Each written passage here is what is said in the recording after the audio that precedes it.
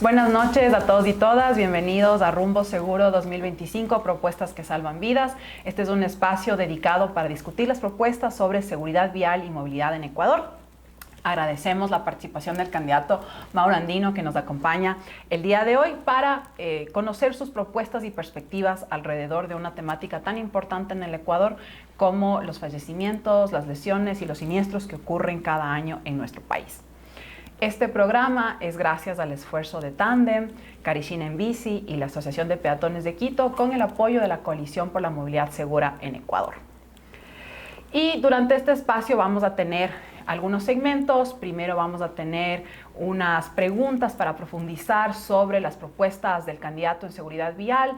Vamos a dar unos datos y unas cifras para contextualizar lo que sucede en nuestro país. Luego vamos a tener un segmento en que vamos a conocer qué tanto sabe Mauro sobre seguridad vial y vamos a cerrar con la firma de un compromiso por salvar vidas. Mauro Andino Espinosa es candidato a la Asamblea Nacional por el movimiento político Pachakutik. Es abogado de profesión, tiene un máster universitario en Derecho Parlamentario, Elecciones y Estudios Legislativos, es máster en Gobernabilidad y Gerencia Política, docente universitario, fue servidor público y servidor legislativo y es ex candidato a la alcaldía de Riobamba. Bienvenido, Mauro. Muchas gracias por acompañarnos. Ahora vamos a ver algunos datos que nos reflejan la realidad de la seguridad vial en Ecuador. En 2023, en Ecuador, 2.373 personas fallecieron en el lugar del siniestro y 1.592 en casas de salud días después del siniestro. En 2024 hubo 2.302 fallecidos en el sitio y aún no se cuenta con el dato de las personas fallecidas en días posteriores. En promedio, mueren por siniestros de tránsito 10.8 personas al día en nuestro país. Según la OMS, Ecuador es el país con el más alto índice de muertes en siniestros de tránsito en América, 23 por cada 100.000 habitantes. En este sentido, Mauro, estas cifras realmente nos muestran una realidad dramática que tal vez hasta cierto punto está invisibilizada. ¿Tú crees que hemos naturalizado las muertes viales en Ecuador? Dani, muchas gracias por la invitación. Un saludo cordial para toda la audiencia. Mira, yo creo que el tema de la siniestralidad y de los accidentes de tránsito se han convertido en un problema de salud pública. Es decir, hay más gente que muere como resultado de accidentes en las vías a través de choques automovilísticos, arrollamientos, etcétera, que lo que podría suceder a través de otro tipo de circunstancias.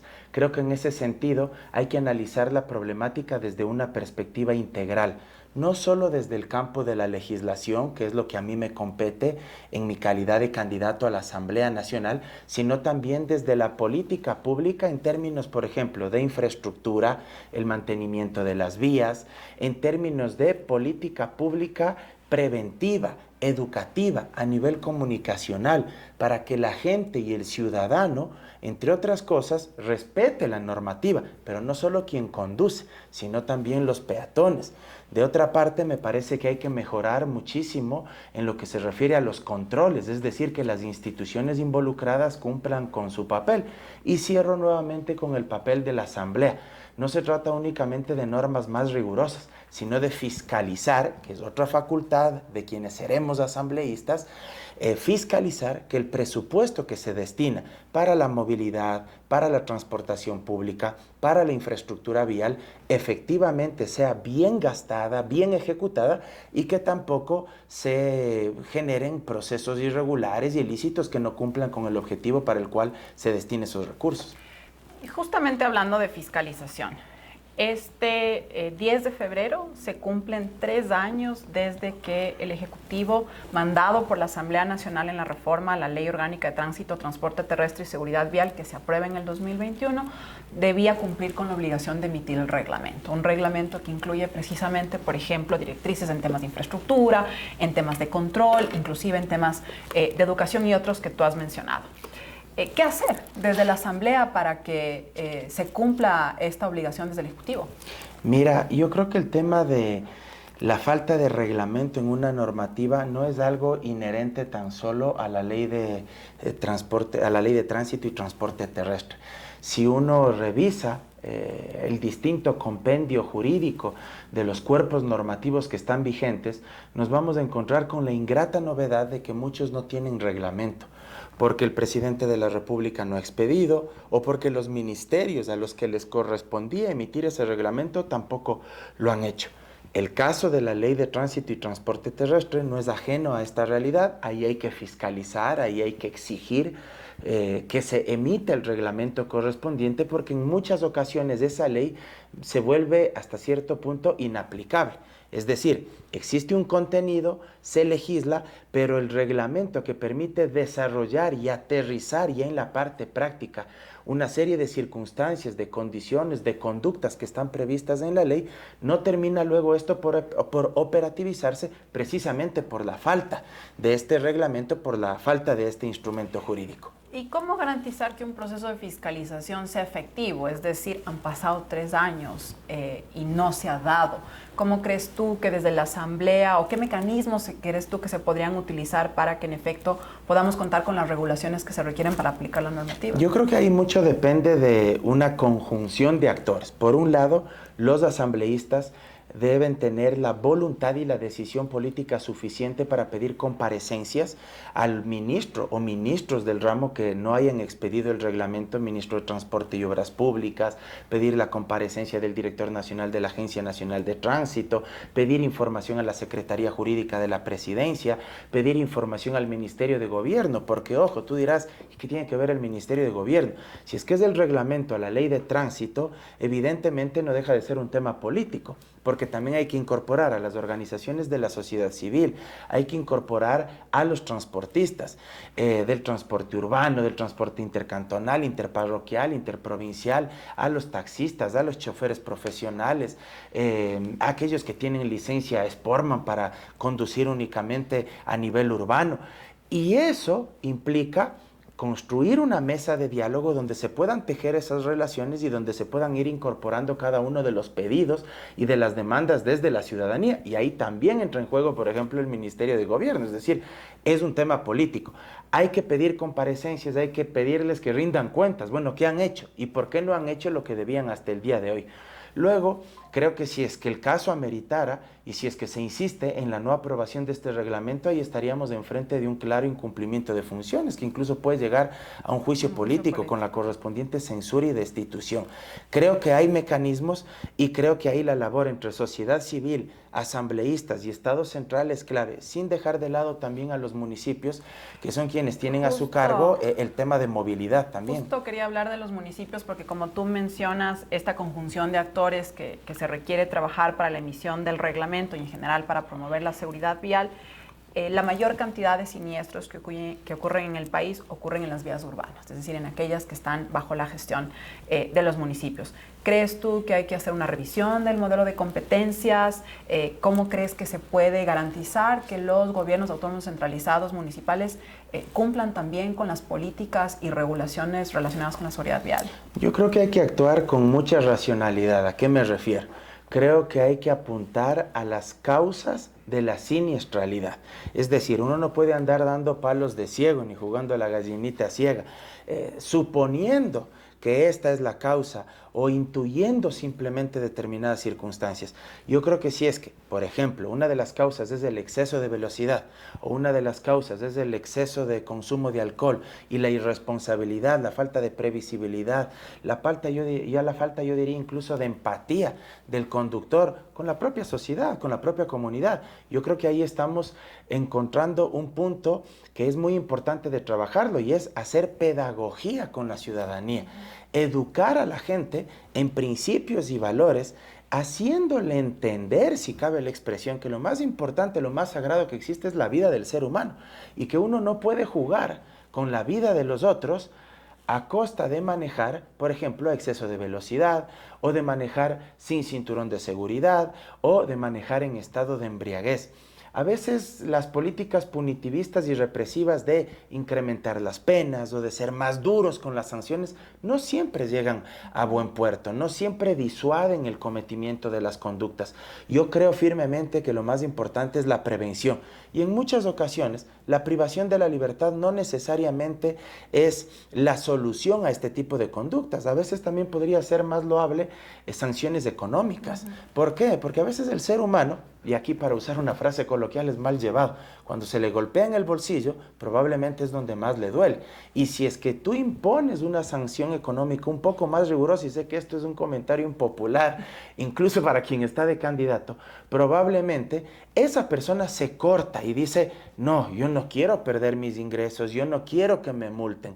Entonces, creo que hay que analizar una serie de circunstancias, pero por supuesto los municipios también deben hacer su trabajo, el mantenimiento de la infraestructura vial. Claro. Si tú tienes vías en tercer orden, que están sin señalética, que tienen un montón de baches, un montón de huecos, evidentemente vas a ser causante de accidentes de tránsito y eso incluso puede ocasionar que ese mismo municipio sea demandado. Sí, de hecho, las buenas prácticas internacionales hablan precisamente de un conjunto de factores que generan que los países reduzcan la siniestralidad vial. Y nos has hablado de varias cosas que son muy interesantes y que queremos profundizar, el tema punitivo, el tema de las causas, el tema de la educación. Entonces vamos a dejar estos temas para el siguiente segmento y ahorita vamos a pasar a nuestro segmento más popular, que es ¿cuánto sabe el candidato que invitamos sobre seguridad vial?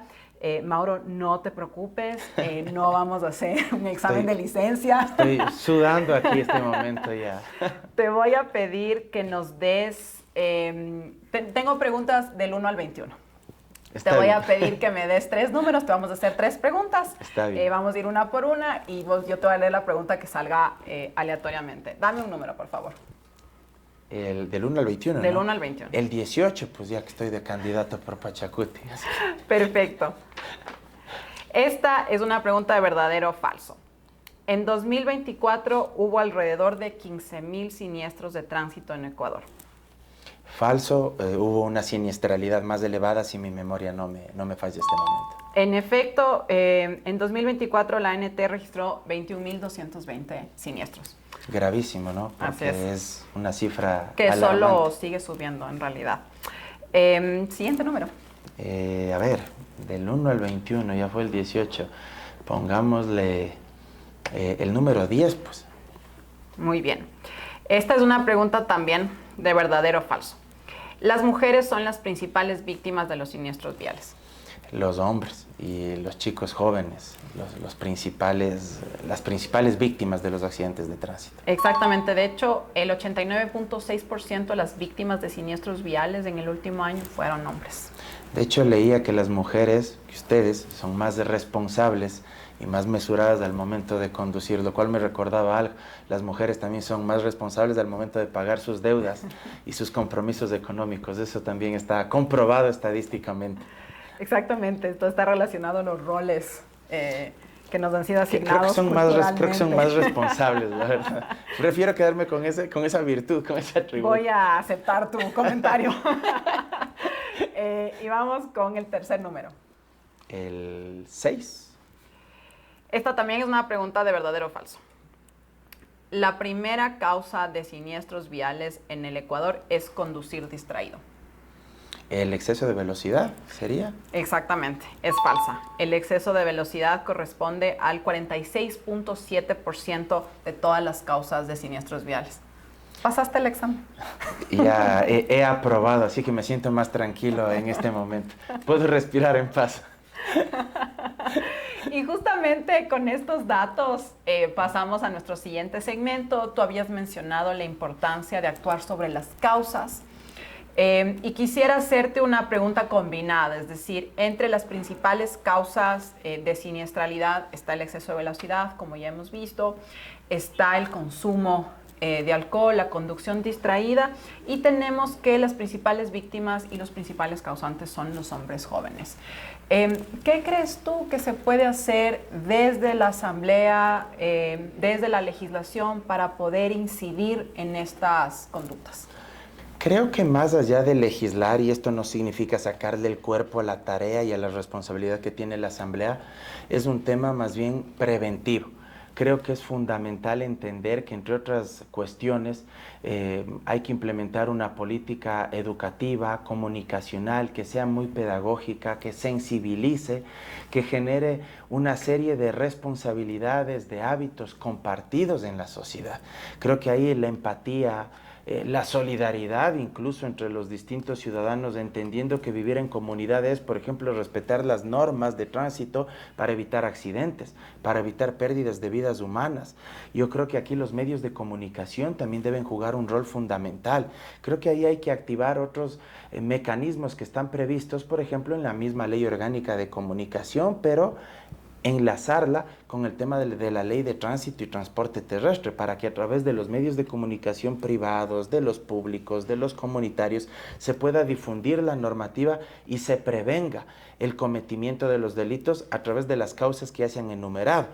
Exceso de velocidad, consumo de bebidas alcohólicas. Creo que esto es muy necesario. Se podría también pensar de pronto desde la Asamblea Nacional dar algún tipo de incentivos, si tú quieres, a las empresas para que hagan este tipo de campañas también de difusión masiva y que propicien entre los ciudadanos la necesidad de respetar la normativa de la ley de tránsito.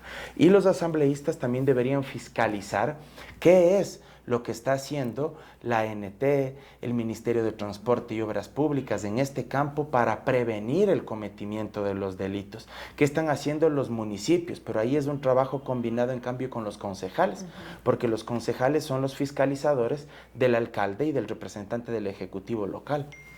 Y justamente en esa línea, digamos, tú has mencionado que se debe trabajar sobre las conductas, que las personas deben atender estas campañas, y hablaste también mucho de la educación. Y si bien estamos de acuerdo con que la educación es un factor que cambia la forma en que las personas se manejan en la sociedad, la evidencia científica de aquellos países que han logrado reducir la siniestralidad a prácticamente cero, que de hecho es posible, muestra que más bien el enfoque debe estar priorizado en infraestructura segura, en control sobre las conductas que se cometen en las vías, en un sistema punitivo o sancionatorio que vaya acorde a la conducta, y que una legislación que está adecuada con las buenas prácticas internacionales, y la educación siendo una de esos elementos. ¿Qué opinas tú sobre esta combinación y qué crees que en Ecuador se puede hacer para que logremos lo que otros países han logrado? Creo que ahí hay un elemento clave. Si es que uno quiere disminuir la tasa de siniestralidad vehicular por estos accidentes de tránsito, creo que es fundamental también mejorar las capacidades y el uso del sistema de transporte público. Porque si la gente tiene un transporte público seguro, de calidad, eficiente, rápido, que le conecta, que le permite desarrollar sus actividades en la cotidianidad, sin duda esos ciudadanos van a dejar de usar el vehículo particular. Y si dejas de usar el vehículo particular, evidentemente va a reducir también la tasa de siniestralidad. Entonces ahí creo que tiene una labor fundamental, principalmente los municipios. Luego creo que es fundamental mantener en perfecto estado la infraestructura vial, las calles. No puede ser que tengamos vías en pésimas condiciones, o si de pronto el municipio está haciendo una obra de infraestructura, no existe la señalética del caso. Creo que hay que hacer controles adecuados también a puentes, pasos a desnivel, etcétera.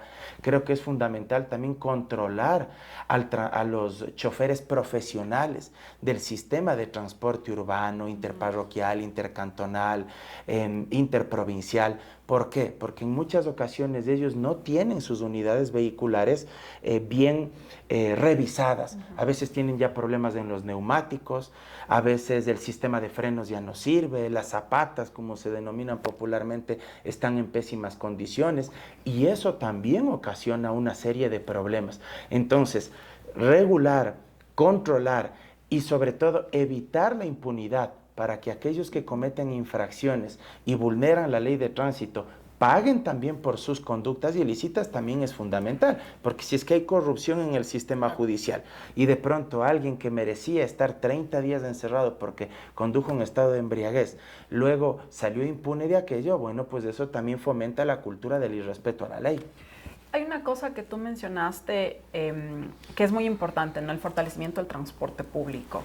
Y al momento la fórmula, de acuerdo a la normativa del Consejo de Competencias para las asignaciones a los municipios en temas de transporte, tránsito y seguridad vial, está orientada a que mientras más vehículos tenga el cantón, más dinero recibe.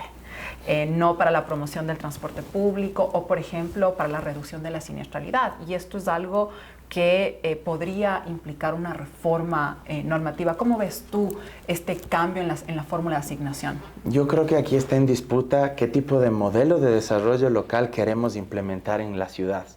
Y eso es fundamental. Si es que queremos un modelo de desarrollo que priorice los vehículos o si queremos un modelo de desarrollo local que priorice a los peatones, el transporte público y que incluso sea más amigable con el medio ambiente. Si es que tú le das más presupuesto porque tiene más vehículos y porque el parque automotor se ha disparado, indudablemente ese municipio no va a hacer nada por reducir ese parque automotor y por mejorar el sistema de transporte público.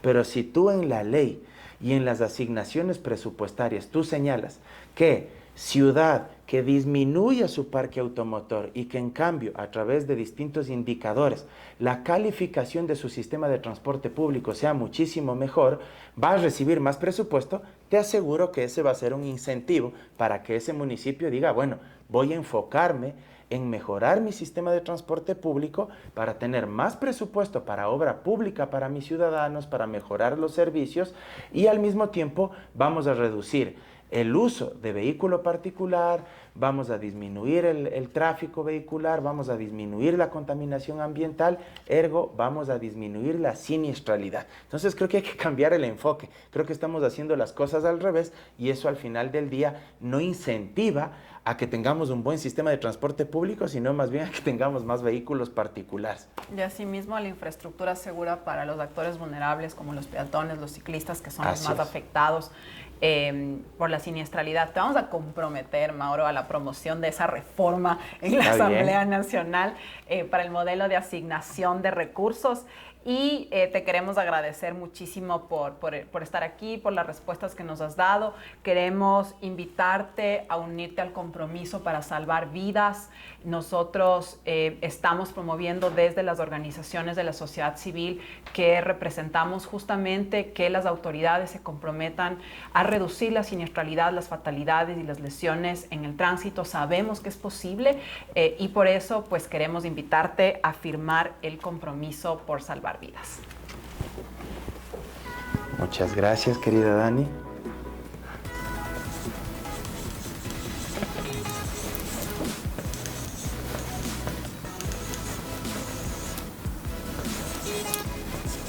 Ya. Muchísimas gracias, candidato, por sumarse al compromiso por salvar vidas y gracias a todas las personas que nos acompañaron el día de hoy. Es importante mencionar que hemos invitado a los 17 partidos y movimientos políticos que tienen representación nacional, sin embargo, solo 10 de ellos han respondido. Nos vemos en el próximo programa.